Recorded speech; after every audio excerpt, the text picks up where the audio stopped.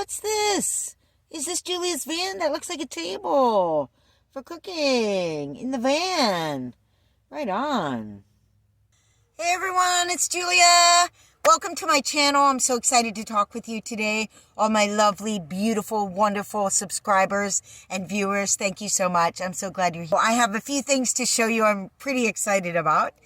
So we're back on the coast of Northern California. It's great to be back here. I love it here. So a little experience we had yesterday I'll share with you. We went out on a walk in the morning and I'm looking across the parking lot and I see a giant RV is pulled right up to the side of my van.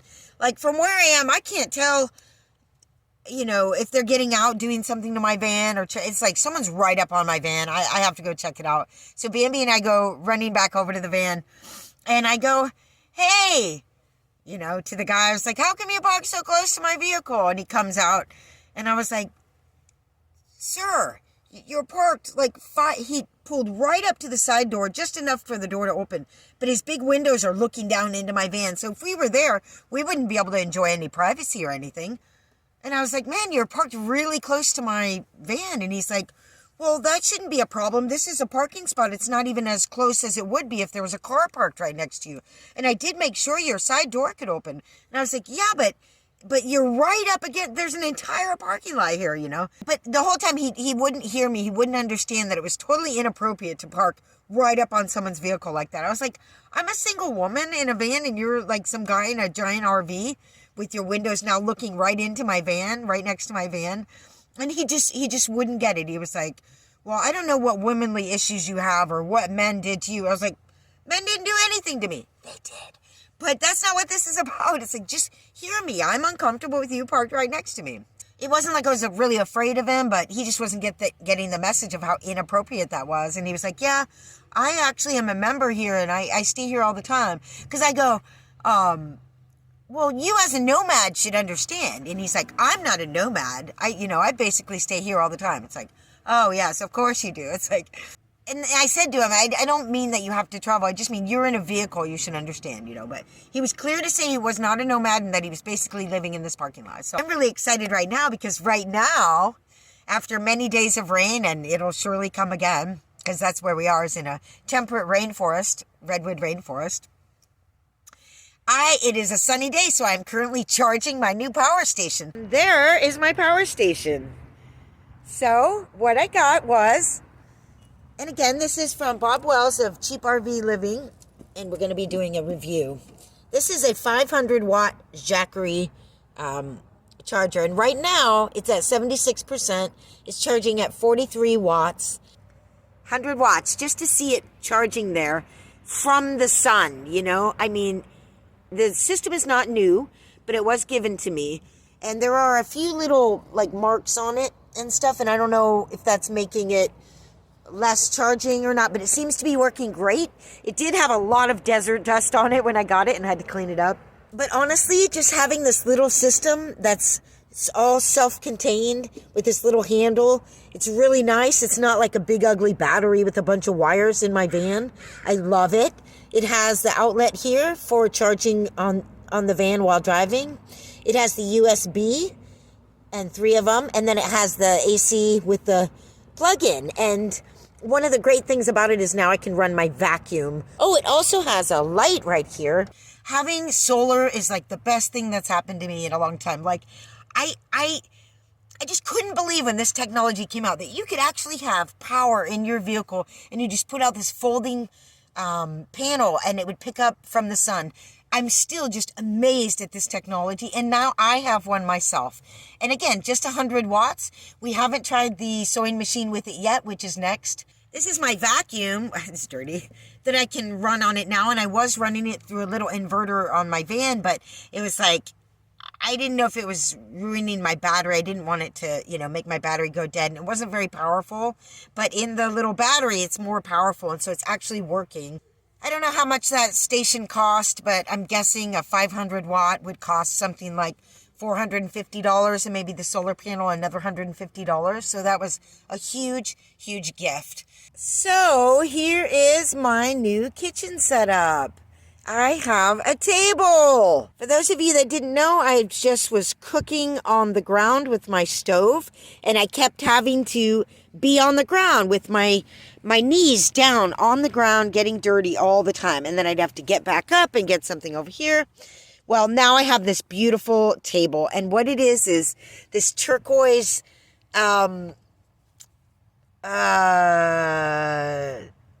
alligator. And it's actually 2 tables that I put together. And under here you can see how perfectly everything fits here. So it didn't take up any more space. It just gave me one whole surface. And I just put my stove right here. So you can see there it's 2 different tables. So I can rearrange this in different ways. And it just worked to slide it back to there. So these containers under here are tilted back because of how it's sitting. So they don't move when I'm driving. They're not going to slide out or anything. So it's just a perfect little setup. Now I can have my stove here and I'm just cooking, preparing stuff here. And I even have this little spot here if I need it as well. And for those of you who haven't seen my van, you know, there it is. But I'm off the floor. It's a new era. I have power. I have a kitchen table. Wah! So everything's awesome. Now, the other awesome thing that happened was, for those of you that saw my awesome $15 leather boots that I got, these boots were made in Canada. Well, it didn't take sand's pouring out of them, very long for them to blow out. And they just look, that one blew out there. This one blew out here. And they just look horrible, don't they? I'm not even sure I like them anymore. But I needed shoes when I came up here in the rain. And I got these. And I got another pair of these little boots. They were brand new at a secondhand store, $10. But they were cheap, you know, from China boots. I couldn't even wear through those before they were getting my feet soaking wet. And that's happening at the same time. Now, I could get shoe goo and try and save these, probably. But I don't know. That's why I saved them. But then I went to the secondhand store looking for a pair of boots. And voila, these showed up. Black. They were brand new. I've already started to wear them out. Brand new, basic, you know, cheap black boots in my size. $10. So I replaced the high quality broken down ones with another pair of cheap ones, which won't last long. And that's why I was so excited to find these. So for all you women out there, you're going to like this part of the video because it's shopping. And boy, it felt so good to go shopping. But the bottom line was my feet were soaking wet. Both of my boots gave out at the same time. I have another pair, but they're like suede long boots with a very thin sole, and they're not working in the rain here. I mean, it's rainy, so even when it's not raining, the ground is all wet wherever you're walking around with your dog. Well, I saw these there, and I was like, too fancy for me, but they look comfortable. And then I realized they were Steve Madden, right? Steve Madden, pretty good company. And then I realized I put them on, and they have this arch bump soft thing right here where your arch is. I have never experienced shoes like this before in my life. And most of the shoes there are $10. They didn't have a label. She goes, anything that doesn't have a label isn't written on the bottom, you know, is $250. Steve Madden boots, $250. And I'll ruin them. You know, they're suede. I'm going to ruin them pretty quickly. And then I found these. And oh my God, these were $7.99. These are Merrill. And this is another high quality shoe. And these are leather and they're beet colored. And they're like brand new. Look at that sole. So I put them on my feet, and I even had socks this color that day. So I put them on my feet, and I walked around and I went, oh, I have never felt shoes so comfortable in my life. But I immediately went on to eBay to see how much I could sell them for and how much I could sell these for. And I was like, so you're not going to keep the nice shoes for yourself? And I was like, no, because that's what I always do. I find great things, and then I resell them on eBay. I looked these up. There are already several people selling them. You can get about between 30 and 40 for them. So I might still do that with these, even though I love them. But it made me start thinking about selling on eBay again, which is something I pulled away from because it's just, honestly, it's not a great vibe over there.